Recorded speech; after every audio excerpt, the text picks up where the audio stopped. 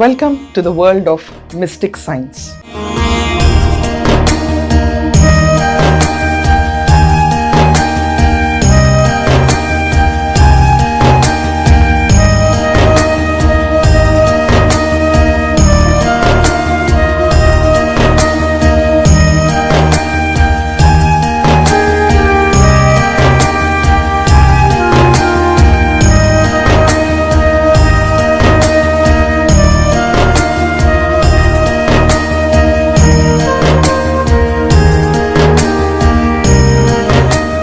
What is mystic science? మనకి తెలియని విషయాల్ని అవి లేవు అని నమ్మటం అవివేకం. ఈరోజు చిన్న టాపిక్తో స్టార్ట్ చేద్దామని డిసైడ్ అయ్యాను నేను. పరమహంస యోగానంద గారు చాలా వరకు జనాలకు, ఆంధ్రప్రదేశ్లో అవనండి, తెలుగు స్పీకింగ్ జనాలకు అవనండి, ఒక యోగి ఆత్మకథ అన్న ఒక పుస్తకంతో అతి చేరువైన ఒక మహాయోగి, పరమహంస స్థితిని పొందిన మన భారతీయుడు పరమహంస యోగానంద గారు. He is the man who has drawn Mahavatar Babaji గారి చిత్ర రూపాన్ని గీసి జనాలకు చూపించిన మహాయోగి. ఈరోజు మనం పికప్ చేసుకున్న టాపిక్ పూర్వజన్మ సంబంధాల్ని ఈ జన్మలో గుర్తించడం ఎలా.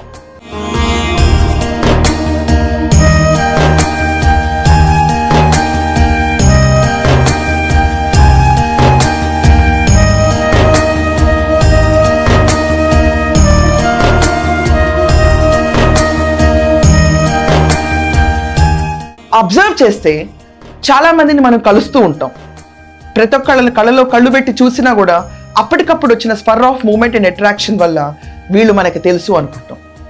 కానీ కొన్ని సంబంధాలు ఉంటాయి, చూసిన వెంటనే ఎన్నో ఏళ్ళ నుంచి వీళ్ళు మనకు తెలుసు, అరే వీళ్ళని మాత్రం నేను ఎక్కడో చూశాను, వీళ్ళు నాకు బాగా తెలిసిన వాళ్ళు.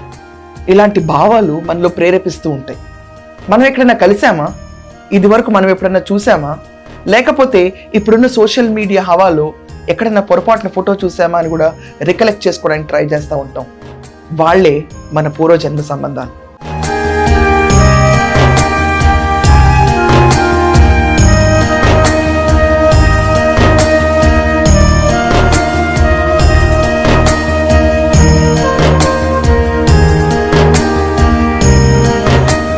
మనం అబ్జర్వ్ చేస్తే మనం చేసుకున్న భార్యాభర్తలు అవనండి, మనకి పుట్టిన పిల్లలు అవనండి, ఆఖరికి మనం అక్కడక్కడ కలిసే కొంతమంది శత్రుశేషాలు అవనండి, లేకపోతే ఏదే పనిగా ఆలోచిస్తున్న ఒక వ్యవస్థ, ఒక చోటు, లేకపోతే కొన్ని ప్లేసెస్ మనం వీటిని బాగా తెలుసు, ఇక్కడికే వెళ్ళాలి, ఈ పర్టికులర్ ప్లేస్కి వెళ్తే ఏం జరుగుతుందో నాకు తెలుసు, దాని గురించి ముందే అవగాహన ఉన్నట్టు, దాని గురించి మనం రీసెర్చ్ చేయకపోయినా తెలుసు అన్నట్టు మన మెమరీ ఒక రీఅవేకనింగ్ స్టేజ్కి వెళ్తుంది. That is called soul awakening moment. మనం అర్థం చేసుకుంటే శత్రువులు మన ఇంట్లో భార్యాభర్తలుగా రావచ్చు, పూర్వజన్మ ప్రేమ వాసనలు తల్లి తండ్రి కూడా మన పిల్లల్లా రావచ్చు, లేకపోతే మన స్నేహితుల్లా రావచ్చు, లేకపోతే అవకాశం లేకపోతే ఆఖరికి మనం చేసుకునే పోయే వాళ్ళ రూపంలో రావచ్చు. ఏదో ఒక రూపైన పూర్వజన్మ సంబంధం ఈ జన్మలో మనకు కనెక్ట్ అవుతుంది. ఎన్ని జన్మలు మారినా ఒక మనిషికి మారింది ఒకే ఒకటి, వాళ్ళ కళ్ళు మాత్రం ఎన్ని జన్మలెత్తినా, సోల్ ఎన్ని రూపాలుగా మారి ముందుకెళ్ళినా వాళ్ళ కళ్ళు మాత్రం ఎప్పుడు మారవు, ఒకే రకంగా ఉంటాయి. ఈరోజు మనం చూస్తున్నట్టయితే కన్ను అంటే బయటకు కనిపించే కన్ను అంటే ఎస్, ఫిజికల్లీ కనిపించే కళ్ళ కలర్ అవనండి, లేకపోతే వాటికున్న పర్సెప్షన్ అవనండి, ఇవి మాత్రం ఎన్ని జన్మలకి మారవు. ఆజ్ఞాచక్రంలో ఎమిట్ చేసే బ్లూ రే దగ్గర నుంచి ప్రతి ఒక్కటి ఇంటాక్ట్ ఉంటుంది. మన కర్మలు అనేవి మన చుట్టూ ఎంత వెంటాడతాయి అంటే, ఇంగువ కట్టిన బట్టకి వాసన ఎలా పోదో, ఈ శరీరం అన్న ఒక తోలును తగిలించుకున్న ఈ ఆత్మకి తన కర్మలు కూడా అలాగే పోవు. దీన్నే సంస్కారాలు అంటారు. ఇవి గుర్తొస్తూ ఉంటాయి మనకి, మనం లాగుతూ ఉంటాయి, మనం ఇదివరకు నడిచిన బాటల్ని ప్రేరేపిస్తూ ఉంటాయి. ఇదే కర్మ సిద్ధాంతం.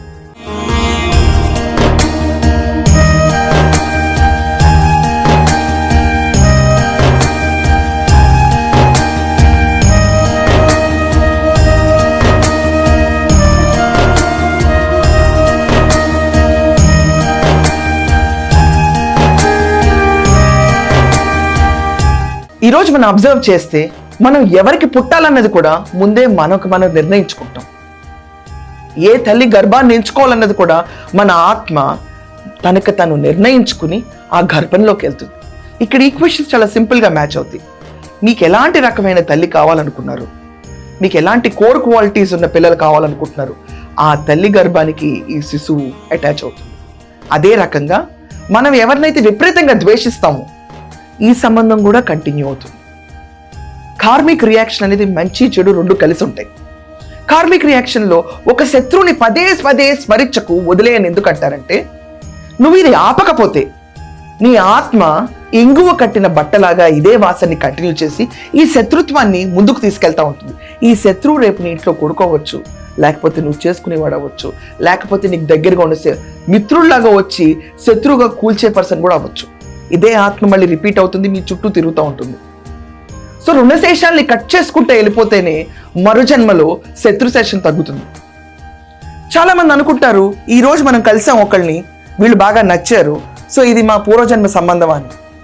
ఇది ఐడెంటిఫై చేయడానికి ప్రతి ఒక్కళ్ళు ఒక డీప్ ట్రాన్స్ ఆఫ్ మెడిటేషన్లోకి వెళ్ళాలి. మన సోల్ అండ్ బాడీని ఒక పర్ఫెక్ట్ ఆల్టిట్యూడ్లో మెయింటైన్ చేయాలి. పరమహంస యోగానంద గారు ఆఖరికి యోగ నిద్రలోకి ఎలా వెళ్ళాలనే క్లాసెస్ కూడా నేర్పించారు. సబ్ కాన్షియస్ మైండ్ యాక్టివ్గా ఉంటుంది. అది ఫీడ్ అయిన డ్రీమ్స్ సబ్ కాన్షియస్గా పనిచేస్తూ ఉన్నంత కాలం మనం ఒక స్టేబుల్ మైండ్ సెట్లోకి వెళ్ళాం. The moment we practice stable mind set and learn how to sleep deep and focus, ఖచ్చితంగా మనం చెప్పగలుగుతాం, వీళ్ళు నాకు ఎప్పటి నుంచో తెలుసు, వీళ్ళు ఇప్పుడే తెలుసు. కొత్తగా ఏర్పడిన బంధం ఏది, పాత బంధం ఏది అని తెలుసుకోవటం క్రిస్టల్ క్లియర్గా మన ఆత్మకి చాలా easy task. Yoga is not magic, sword swallowing or crystal gazing, but it's the art of super living as discovered by the ancient sages of India in 1500 BC. If the Western brothers only could learn the methods of the yogis, then they would learn to live 100 years in perfect health, happiness and great success. You people do not sleep correctly and allow your sleep to be disturbed by the mental movies of dreams. You subconsciously worry about unpaid bills and troubles.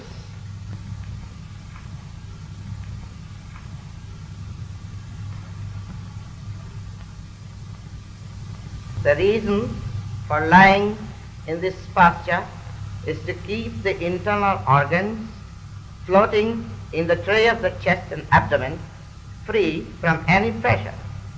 But by closing the eyes and in a relaxation, I can remain asleep several nights, and by opening the eyes and recharging the body, I can keep awake several days.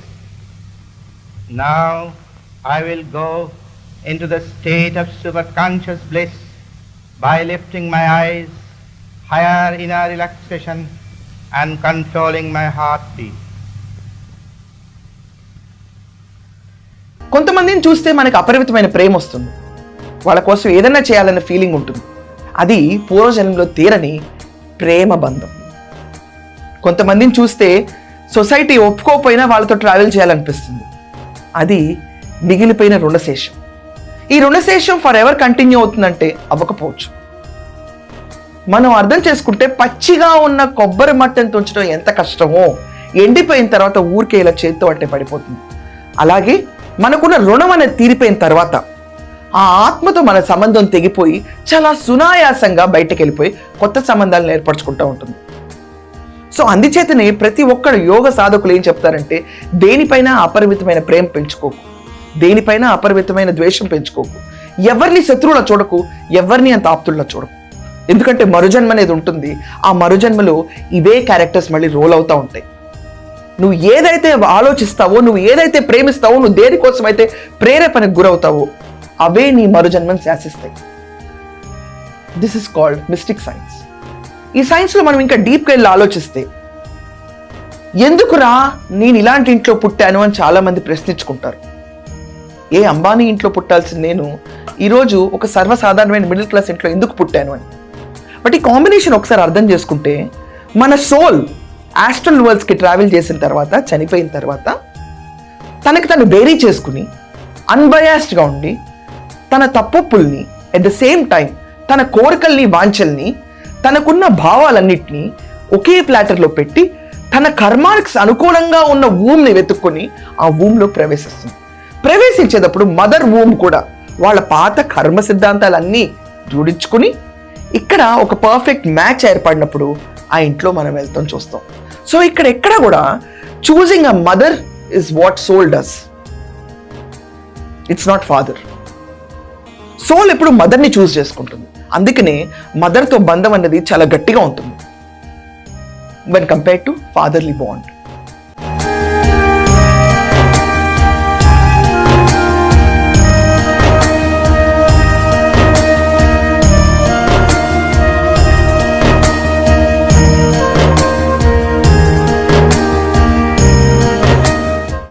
మనం observe చేస్తే we are victims of victims.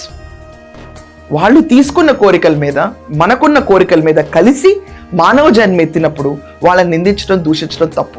ఇది నువ్వు కోరుకున్న జన్మే. తిరగరాయాలనుకుంటే నీకు నువ్వు సహజ సిద్ధమైన స్థితికి వెళ్ళి మనసులో ఎలాంటి ఆలోచన లేకుండా పాస్ట్ అండ్ ఫ్యూచర్ని పక్కన పెట్టి ప్రెసెంట్లో కనుక నువ్వు ఉండగలితే నీ concentration and power billion times పెరిగిపోతుంది. ద మూమెంట్ ఒక్కసారి పాస్ట్ అనేది ఏంటో మర్చిపో, ఫ్యూచర్ అనేది ఏంటో మర్చిపోయి ఓన్లీ ప్రెసెంట్ మీద 100% ఫోకస్ చేయి. నీ ఆలోచనలు మారిపోతూ ఉంటాయి. దీనికంటే సింపుల్ ఫిలాసఫీ ఇంకోటి ఉందండి. ఎవరన్నా ఒక 3 నుంచి 4 గంటలు సైలెంట్గా మొబైల్ ఫోన్ ఈ రోజున్న రోజుల్లో పక్కన పడేసి మనకొచ్చే భావాలన్నింటినీ కంటిన్యూ అవనిస్తా, అవి కూడా ఫేడ్ అవుట్ అయిపోయి అలిసిపోయి ఇంకా ఆలోచించడానికి ఏమీ లేదన్నప్పుడు your negotiation will start with yourself. మీకు మీరు మాట్లాడుకోవడం మొదలు పెడతారు, మీతో మీరు మాట్లాడతారు, మీతో మీరు ఉంటారు. అప్పుడు అర్థమవుతుంది నేను ఎవరిని. ఈ ప్రశ్న ప్రతిరోజు ఉద్భవిస్తుంది. ఒకవేళ మనతో మనం సమయం గడుపుకోగలితే కనుక సమాజం, సొసైటీ, ఆర్థిక లావాదేవీలు, బంధాలు అన్నీ కూడా కరుగుతూ ఒక్క నిమిషం వస్తుంది నేనెవరు అని ప్రశ్నించుకోవడానికి. ఆ క్షణం చాలు మీ వ్యూహ రచన మొదలవుతుంది. నేనెవరిని, ఇలాంటి బాడీస్ ఎన్ని మారుతాయి, కానీ నేను ఈ కర్మ సిద్ధాంతంలో ఎందుకు ఇరుక్కుపోయాను అని చెప్పి ఆలోచన మొదలైన రోజు, అది ఒక ఎన్లైటన్మెంట్కి జర్నీ స్టార్ట్ అయిన రోజు. Who am I is the biggest question. నేను నా పేరు కాదు, నేను నా శరీరం కాదు, నేను నా చుట్టుపక్కల ఉన్న బంధం కాదు, నేను ఒకళ్ళ కూతుర్ని కాదు, ఒకళ్ళ భార్యని కాదు, ఒక చెల్లిని కాదు, కొంతమందికి స్నేహితురాల్ని కాదు, అసలు నేనెవరు. ఇది ద మూమెంట్ ఆఫ్ ఎన్లైటన్మెంట్. మనం అబ్జర్వ్ చేస్తే చాలా మంది ఈ రోజు దాకా ఇలా తెలిసిన వాళ్ళని, ఎక్కడో చూసాం అనుకున్న వాళ్ళని, వీళ్ళని ఎక్కడో చూసాం, వీళ్ళు మాకు బాగా తెలుసు, అసలు వీళ్ళ గురించి ఇంట్రొడక్షన్ అక్కర్లేదు, మా జీవితాన్ని గడిపేయగలుగుతామని వెళ్తారు. గుడ్డిగా నమ్మేస్తారు, ఆలోచించకుండా వెళ్తారు.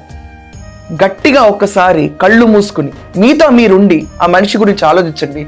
ఎక్కడో బాగా తెలిసిన వ్యక్తి అయినట్టుకుంటే గనక, ఇంకా మీకు అదే దృఢ విశ్వాసం ఉంటే గనక, ఇది ఖచ్చితంగా మీ పూర్వజన్మ సంబంధం. అండ్ ఇంకా కొంచెం దూరం వెళ్తే చిన్న విషయాన్ని అర్థం చేసుకుంటే ఈజీగా ఉంటుంది. 7 తరాల్లో ఏదో ఒక తరంలో ఒక తరం రిపీట్ అవుతుంది, 7వ తరం అని. ఈ విషయాన్ని కూడా మర్చిపోకూడదు ఎప్పుడు. They try to come back ఆ లీనేజ్లోకి. లేకపోతే చాలా విజ్ఞత ప్రదర్శించినప్పుడు వీటిని ఛేదించుకుంటూ కొత్త జీవితాన్ని వాళ్ళకు వాళ్ళు రాసుకుంటారు. లేకపోతే కర్మ సిద్ధాంతం ఈ లూప్లో ఉన్నంత వరకు మనం కలిసేవాళ్ళు, మనకు బాగా తెలుసు అనుకున్న వాళ్ళు, ఇన్స్టెంట్గా కర్మ ఇలా అటాచ్ చేసేవాళ్ళు, సోల్ కనెక్టివిటీ తొందరగా కనెక్ట్ అయ్యేవాళ్ళు ఖచ్చితంగా మీ పూర్వజన్మ వాసనలే. ఇలాంటి వాళ్ళు మీకు ఎవరైనా ఎదురయ్యారా? ఎదురైనప్పుడు మీకు ఎలా అనిపించింది? శత్రుత్వంలో కూడా ఎప్పటి నుంచో తెలిసిన శత్రువు అన్న ఫీలింగ్ ఉందా? ప్రేమికుల్లో కూడా ఎప్పటి నుంచో తెలిసిన మనిషి అన్న ఫీలింగ్ ఉందా? అలాంటి వాళ్ళ గురించి మీరేమంటారో ఒపీనియన్స్ కమెంట్స్లో మెన్షన్ చేయండి. ఇలాంటి మిస్టిక్ స్టోరీస్ రోజుకొకటి మీ ముందుకు తీసుకొస్తాను. Because soul journey is very important to learn. Thank you.